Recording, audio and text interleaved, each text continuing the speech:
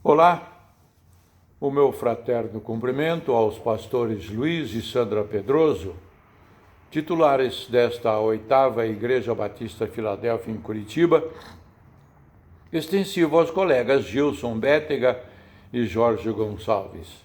Estes dois sempre dispostos à cooperação no reino de Deus. Meus cumprimentos também a você, do outro lado dessa câmara, e que nos dá a sua prestigiosa audiência e participação no estudo desta lição da Escola Bíblica Dominical, cujo autor é o renomado, respeitado e competente pastor José Tomás Rodrigues Lima. O seu título é O Adventismo em Confronto com Verdades Bíblicas. O objetivo principal é esclarecer o que é e como atua essa igreja. Vamos à introdução. Vale destacar que o objetivo desta lição é conhecer aspectos da doutrina adventista em confronto com o ensino bíblico, bem como perceber a forte influência do Antigo Testamento e de práticas da cultura judaica nos ensinos adventistas. E por último, praticar a nossa fé e doutrina evangélica, pois sabemos que a salvação está totalmente firmada na pessoa de Cristo e sua obra redentora. Isso é a essência. Nele a gente pode confiar. O adventismo, também chamado sabatismo, é o nome que se dá a um movimento religioso iniciado nos Estados Unidos da América do Norte no século XIX, liderado em sua origem por duas pessoas, Guilherme Miller e a senhora White. Eles começaram a pregar e a ensinar doutrinas estranhas ao evangelho original. Tratam-se de ensinos falsos sobre vários tópicos da verdadeira doutrina cristã, dentre as quais vamos destacar pelo menos 4 para nosso estudo nesta lição. Veremos então, no confronto com as Escrituras, os erros desse sistema doutrinário. Comecemos examinando um dos preferidos temas desse movimento. Ponto número 1. É a segunda vinda de Cristo. Sem dúvida, este é um assunto da maior relevância entre os temas do Novo Testamento. O apóstolo Paulo refere-se a esse acontecimento vindouro como a bendita esperança. Está registrado lá em Tito, capítulo 2, versículo 13. Será a manifestação do Senhor Jesus em glória e poder. Referência? Apocalipse 19, 11 a 16. Que quadro maravilhoso! E o próprio Senhor Jesus previu esse grande dia, conforme narrativa do evangelista Mateus, no capítulo 24, versículo 30.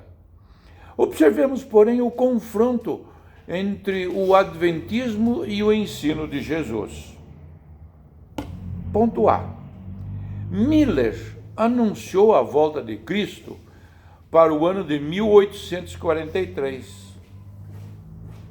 Como falhou, fixou-o para o ano seguinte. B.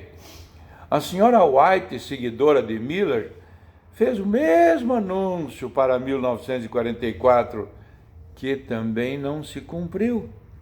Daí para frente, seus adeptos foram fixando outras datas, entre outras 1850, 1855, 1867, 1877, etc, etc. Todas sem êxito. Letra C. Ouçamos agora o ensino de Jesus. Quanto ao dia e a hora, ninguém sabe. Mateus 24, 36. Não lhes compete saber os tempos ou as datas que o Pai estabeleceu por sua própria autoridade. Atos capítulo 1, versículo 7. Notemos, entretanto, que isso não significa que devemos ignorar a verdade sobre o glorioso retorno do Senhor. E precisamos estar preparados e vigilantes, Marcos capítulo 13, versículos 33 a 37, narra esta advertência. Vamos à aplicação deste primeiro ponto. O fato de não sabermos a ocasião exata da volta do Senhor causa-nos indiferença, temor ou nos estimula à vigilância. Decida como tem sido na sua vida. Item número 2, a expiação do pecado. Como sabemos, essa questão tem sido discutida já a partir dos primeiros séculos e continuou ao longo de nossa era cristã com diferentes resultados. Alguns entenderam que Deus, na pessoa de seu Filho, pagou o preço do resgate a Satanás. Todavia, a Bíblia não fala em nenhum texto que Deus fez alguma transação com Satanás. Por outro lado, o Adventismo assumiu a interpretação de que a expiação do pecado é feita por Jesus e Satanás, e tomam por base o texto de Levítico, capítulo 16, que fala sobre os 2 bodes. Um era sacrificado para a expiação do pecado do povo.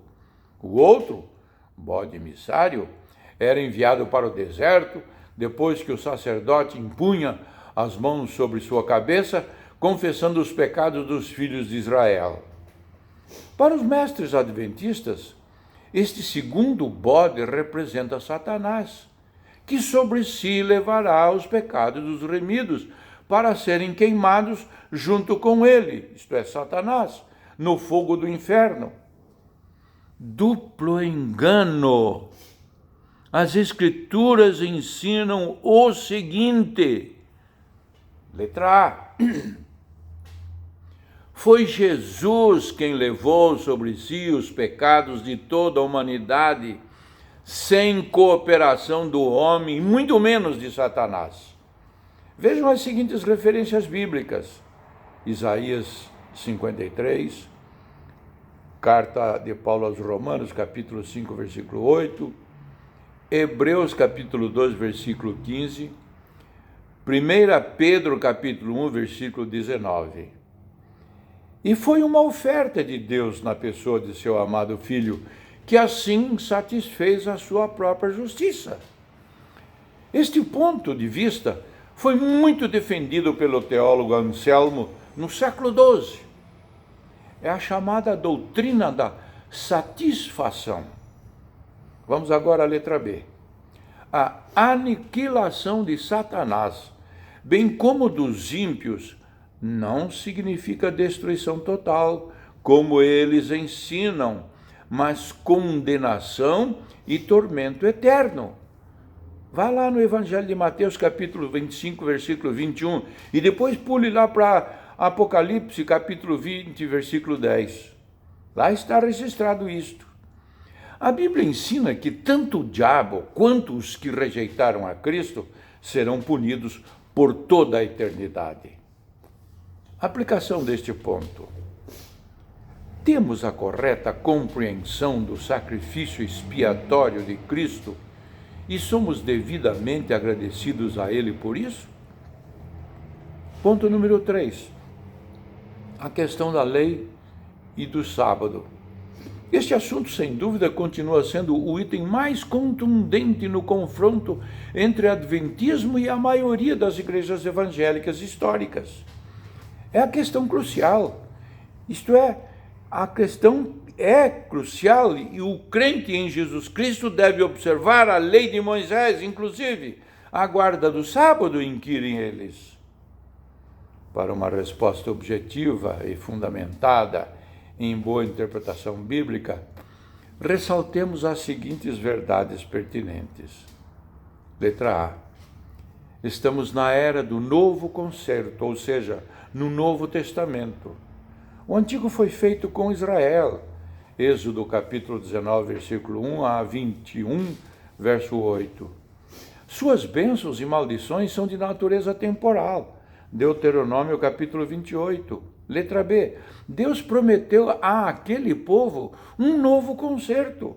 Veja lá em Jeremias capítulo 31, versículos 31 a 34. Letra C.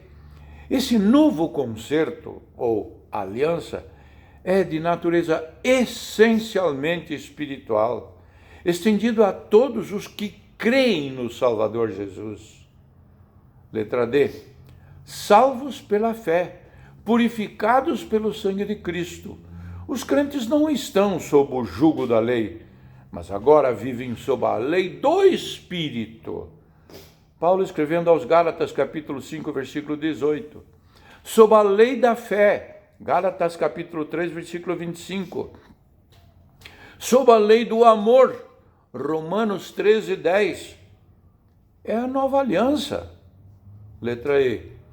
O sábado judaico, em sua observância literal, não tem mais sentido. Pertence à antiga aliança e, juntamente com as cerimônias da lei, constitui as, entre aspas, sombras. Gálatas capítulo 4, versículos 8 a 11. Hebreus capítulo 10, versículo 1.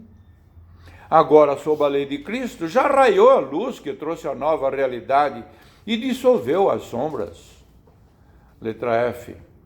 Os cristãos, desde os tempos apostólicos, começaram a guardar o domingo, primeiro dia da semana, que já era conhecido como o dia do Senhor. Leia lá em Apocalipse, capítulo 1, versículo 10, depois no Evangelho de João, capítulo 20, versículo 1, e Atos, capítulo 20, versículo 6, e mais ainda, em 1 Coríntios, capítulo 16, versículo 1. São sobejas referências a respeito do domingo como sendo separado para o dia do Senhor. Portanto, não foi instituído pelo imperador Constantino, nem pelo Papa no ano 325. O decreto imperial veio mais tarde, e não faz sentido dizer que os que guardam o domingo e não o sábado têm o sinal da besta. Ora. Basta apenas considerar que foi no domingo de Pentecostes, 50º dia após a Páscoa, que ocorreu o derramamento do Espírito Santo, dando seu início efetivo à Igreja do Novo Testamento. O domingo, como dia da celebração especial ao Senhor, tem consagração divina. Guarde bem isto. Conclusão. Como amantes da palavra do Senhor, fiquemos com os seus verdadeiros ensinos, rejeitando respeitosa, mas decididamente, doutrinas que estão em desconformidade com as Escrituras Sagradas.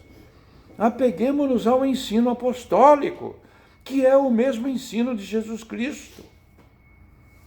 Encerro esta lição citando uma oportuna advertência do apóstolo Paulo na sua carta aos Efésios, capítulo 4, verso 14. Abro aspas.